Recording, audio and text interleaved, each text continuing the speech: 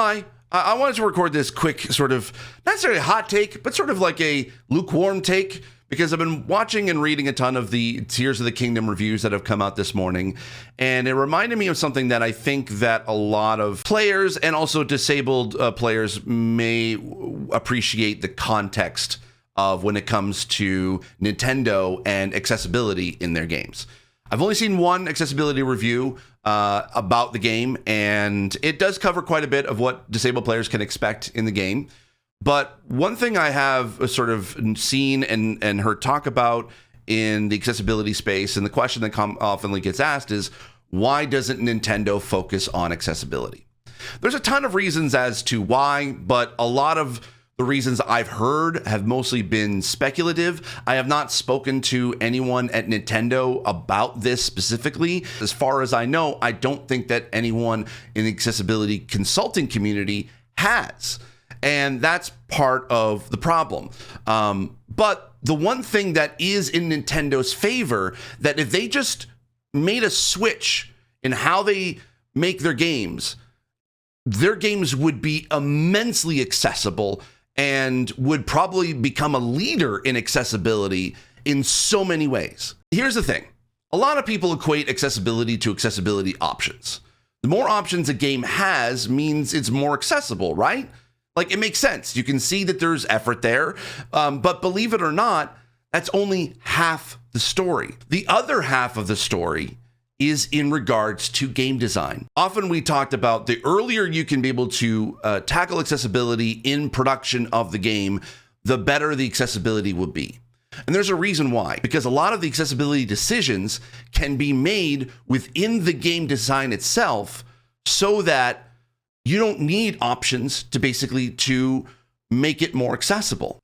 And Nintendo does have a design philosophy when it comes to making games in a way sort of accessible, but they design based on demographic, where every person, regardless of age, whether you're from 5 years old to 65 years old, Nintendo designs their games to be that no matter what age you are, you can pick up a Nintendo game and be able to play it with relative ease.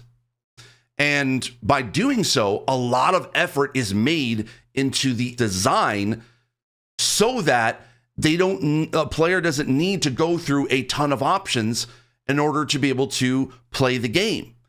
Nintendo wants you to be able to jump into a game right away and be able to play it without having to even worry about, oh, I have never looked at the options menu. What is actually in there?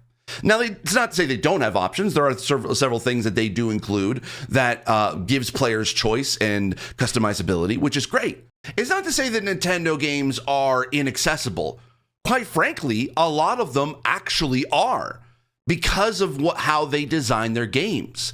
Because they design around age demographic, they add in a ton of accessibility as part of that design. Case in point, and actually Tears of the Kingdom. And this is something that I haven't seen really talked about in any other reviews, but it was shown in the preview footage.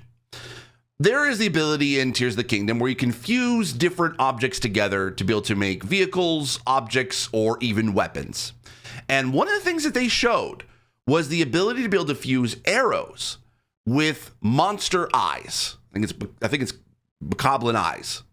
And what that does is that it turns regular arrows into auto target arrows, where essentially when you're aiming at a target, you're aiming your arrows at an enemy, it will auto hit. That in and of itself is a great accessibility option that not only helps those who are blind or low vision, but also those with motor disabilities.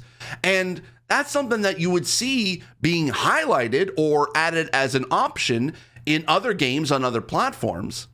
But Nintendo just has that as part of their design. If they just sort of change their philosophy in that instead of designing with just demographic, if they designed around disability as well, because of how much polish and effort goes into their game design, I think that they will become the absolute leaders of accessibility in the video game space. And by doing so, adding accessibility into the design and in options means that everybody can be able to play their games. And that equates to more sales, that equates to more players playing their games. And they are the only ones that I have seen in this entire industry that have really nailed the design aspect of games. And if Nintendo just broadened their scope to include design around disability and actually have like accessibility positions or champions within their teams, or even bringing in accessibility consultants to help with understanding how to design around accessibility. And I can guarantee that 99% of Nintendo games moving forward would probably be the most accessible games in the entire world.